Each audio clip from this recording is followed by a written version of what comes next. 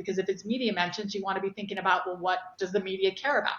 And if it's leads, then you want to be thinking about, well, what does my target audience care about? So that I'm structuring a topic and I'm doing research that's going to most likely engage that, audience.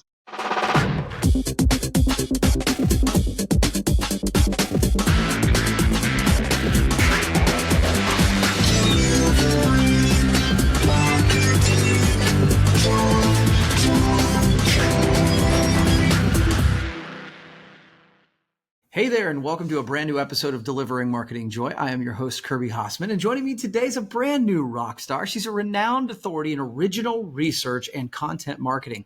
She's leading the charge as the founder and chief research and content officer at Redpoint, Becky Lawlor. Thanks so much for joining me.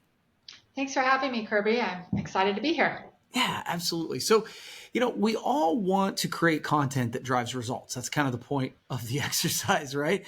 So, right. How can we create high-performing content in this era of Chat GPT? Yeah, so, first of all, if you just think about Google and search, Google, while their policy isn't per se to penalize AI, that's essentially what they are doing. They do have some ways to kind of scout out what AI is. But they have released kind of their EEAT, Okay. what they're looking for. And what that is experience, expertise, authority, and trustworthiness. Mm-hmm. So if your content doesn't have those things in it, it is not going to rank in Google search, which is the first kind of, I think, if you want to talk about performance, you want it to rank. So if you just spit out something that's just written by Chat GPT, you are probably not going to meet those parameters, and you're probably not going to rank, and Google is going to recognize that. So I think that's the first level. And when you think about what type of content does have those qualities in it, you need to think that it's probably going to have some originality to it. It's going to, whether you bring in your own subject matter experts to help you, even if you're creating educational content, I think if you want to really show that you've got expertise and experience and authority, you want to bring something that's not already just regurgitated content out there, which is sort of what Chat GPT is doing. It's just pulling all the information that's already around a topic and spitting it back out in a new format. So you need to, at the very least, start bringing in, doing interviews with your subject matter experts. That is considered, there's two types of research, quantitative and qualitative. So qualitative, anytime you're doing an interview, you're actually doing qualitative research because you are bringing in new insights. So whether those are internal or industry experts, whenever you can bring in those interviews, that's one way to do it. The other way to do it is to bring in research. And there's a couple types of research in there. So we can kind of get into that if you want, of how you bring in research. But there's both original or third-party research. Yeah, and that makes sense. I mean, and honestly, it's funny how sometimes we as marketers or entrepreneurs, we get frustrated with some of the algorithms that are out there, but they're really kind of doing this for the right reason, right? Like so that not everything out there is Chat GPT. And I get this is a good time because you obviously are a leader in original research, but like before I start asking you about that, I wanted to kind of define it because I haven't heard a lot of people talk about what original research is. So can you talk about that? Yeah. And I do think it's tricky. And sometimes even myself, I wonder, I don't know that the industry is maybe settled. Like sometimes you might hear branded research or primary research or original research. So I think there are a few terms floating around that, and so sometimes that's, I think, one of the challenges, like, what are we calling this as an industry? But I do see it most frequently called original research, out there on the internet and in kind of content marketing circles. So that's the one that I've kind of stuck with. But what it is really, it is essentially any time where you, the person or the brand, is doing either collecting data in some way or conducting an experiment or an observation. So there's a couple of different types of original research. I mean, I think the most obvious one is survey-based, where you go out and you create a survey, you collect the data from that survey, and then you analyze it. But you could also be like, say, I work with tech companies that are essentially running analytics of certain types. Like I work with one that does call analytics. So they could actually take their internal data, anonymize it and then, share it out like as a benchmark study or something where they're kind of saying like, we're seeing certain industries get this many calls, and then people could look and say, hey, is my business doing that, level of calls, or are my calls, am I getting that many inbound or outbound, and how do I stack up, or whatever it is. So, and then the third way you could kind of do that is you can analyze like the something that's out there. For example, StrataBeat actually just released their a research report, which they actually noted that original research has a greater than 25% increase in the top 10 keyword rankings. So this is Really? going back to those search results. They're actually showing that if you're doing original research, you're going to rank higher. And that the other piece of that was that they've also seen a 27% rise in referring domains when you're using original research. But the way they did that is they actually monitored 250 SaaS websites, and they had certain metrics that they were looking for, probably, traffic, rankings, all these different things. And then they put together that research. So that was more of an observational research. So there are a bunch of different ways you can do it, but essentially you are the person or the brand collecting the data or conducting the experiment and coming out with an analysis of it. Yeah, that's super interesting. That is okay. So that's a great definition. So obviously there are some people who are doing this, or some people who are doing it well, and some people are not doing it well. What are some of the common mistakes you see when organizations try to do original research? Yeah, and I'm going to talk about this at a high level, but some of these will be, I think the most common type of original research for content marketing is survey-based. So some of these are going to, like survey design is survey-based, but at a high level, the very first one is defining your strategy and knowing what outcomes you want. And I'm talking about this from a content marketing perspective, right? The goal with this research is to go to market with it in some way to drive engagement. So you need to know, like, what is your primary goal? Is it to get media mentions, or is it to get leads? Because while research can do all these things, I think you want to define what your primary goal is, because if it's media mentions, you want to be thinking about, well, what does the media care about? And if it's leads, then you want to be thinking about, well, what does my target audience care about? So that I'm structuring a topic and I'm doing research that's going to most likely engage that, audience. Now, not that you can't hit both of those. You can definitely create original research study and report that is engaging for leads and also to the media, but you should know what you're doing there and why you're doing it.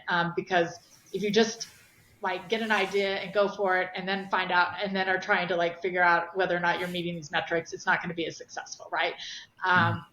So the other part of that is you should also do a competitive analysis, or really just a market analysis. You want to make sure that your research is unique, right? Like you don't want to, you probably know there's probably a dozen state of marketing reports out there. Right. So you don't want to just do another state of marketing. You want to have something that's more narrow, more defined, that aligns with, what your brand is and the types of products and services you offer, so that there's a connection there. But you want to make sure that you're unique in the market. It would really kind of suck to spend all that money and time and effort and then find out that 3 other people had really done pretty much the same research you were doing. So those are kind of the 2 key ones that are broadly. The third one really goes to survey-based research, but I see it all the time, is your survey design is so important. So many times I think people think, oh, I can just whip out a survey, I'll toss it out there. But if you don't ask the questions in the right way, one, your quality of your data may not be good because the questions may be biased. So you may not know if you really, while you could still report it out, I think you also want to understand your audience for your own purposes.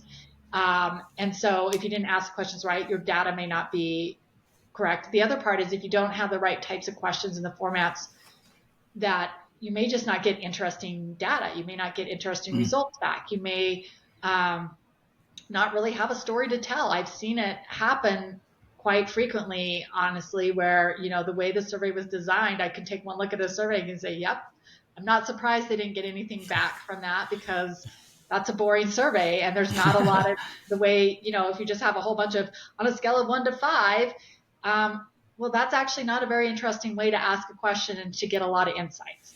So how you design your survey is really important. And if you don't have kind of expertise in that, I would really kind of say, get some expertise.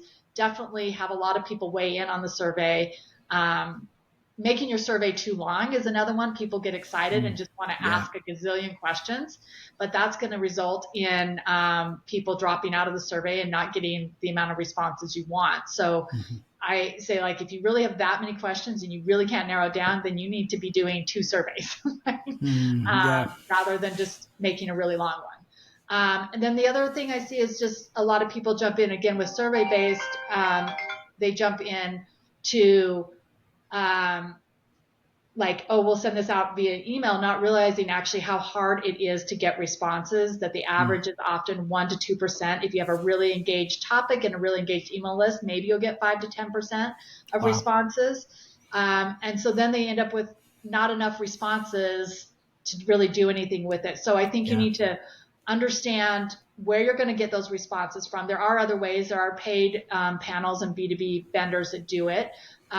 And maybe you want to try email first, but you want to have a backup plan to fill it in with paid responses if you need to, or you need to just, if you don't have the audience to begin with, you need to go a different route to find that audience and pay for that audience. So just thinking through all of that is another piece of this where I've seen. And then the final one, whether you're doing it survey or other, is like, how are you going to analyze that data? Do you have that in-house? Do you need to go out of house for that? If you're doing survey data, a lot of times you'll see that there's people don't take advantage of doing what's called cross tabs or cross analysis. And that is, in my experience, where actually often the really interesting stories lie. It's not in the 20 questions you asked, it's in how do different roles, maybe the executives have a totally different perspective than the individual contributors. Wow, that's a really interesting story there. There's a detachment, right? Or maybe this industry is very different from this industry, or large size organizations have totally different challenges than small ones. And that is that's all discovered through kind of that cross-tab analysis. Yeah. Wow. It's a lot to get to. This sounds like a lot of work. So why do you think it's that everyone should invest in original research? Well, because I personally believe, and this is the reason I really went into it, I've been doing content marketing and writing content for over a decade, but I just, from a writer's perspective, I was like, wow, it's just so much more engaging for me to have new and interesting. I'm not just regurgitating the same third-party data out there. I'm actually telling a new story here. But I also firmly believe that it delivers the highest ROI and performance of any type of content you can create. And I think that has been backed up not only by my own experience. I mean, I've had, on average, I would say my clients, from the lead generation perspective, you can expect 2 to 3 times the leads from releasing a original research report from other types of white papers or ebooks or other kinds of things. And I think it is like the one type of content you can still justify gating as well. I think, people aren't going to hand over their emails just for ebook on the topic often, but people are very curious. Data makes people curious. They want, and they want to know kind of what their peers, like, if you're done a survey on their peers, they want to know, like, my peers have the same challenges as me? Are they struggling, or, am I doing what they're doing? So, but I've also seen it, like, I had a client get 80 media mentions from their first research report. They got 10 long form editorials. They got in front of 2.5 million readers, and they estimated that all of that equated to $255,000 in essentially free advertising. So that's a pretty high ROI. But even things I hadn't thought about, like, they came back to me and said, hey, we've been trying for years to get speaking engagement at this one trade show and been turned down. We reapplied this year with our research, and guess what? We not only got a speaking engagement, we got a keynote, like a prime spot at this trade show. And they have used their research at several trade shows, So that's another place where just it gives your thought leaders something to present, to talk about. It builds your brand awareness. It builds brand authority. But even outside my experience, I'm sorry, I just could go on. The list is so No, long. this is good. You know, I spoke with Erin Balza when she was at Predictive Index. They could tie one research report to 680K in revenue. Wow. So it brings in not only leads to the pipeline, but it delivers.